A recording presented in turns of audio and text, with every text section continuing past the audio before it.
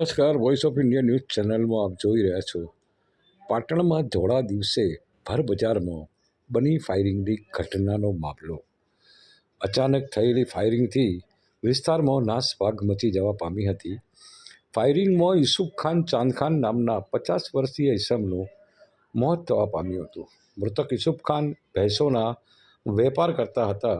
મૃતકના મૃતદેહને પાટણ સિવિલ હોસ્પિટલમાં પીએમ અર્થે ખસેડાયો હતો.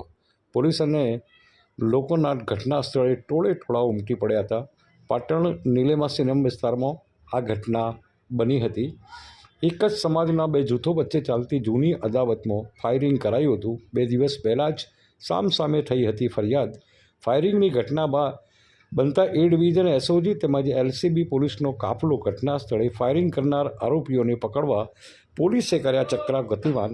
અચાનક બનેલી અને આ ઘટનાથી લોકોમાં ભય પેદા થયો હતો, પણ તાત્કાલિક અસરથી પોલીસે પ્રશંસનીય કામગીરી કરી અને આરોપીને ઝડપી પાડવા માટેના ચક્રો ગતિમાન કર્યા છે. મોટી સંખ્યાના અંદર પોલીસ અત્યારે આરોપીની શોધખોળ ચલાવી રહી છે. Voice of India news channel.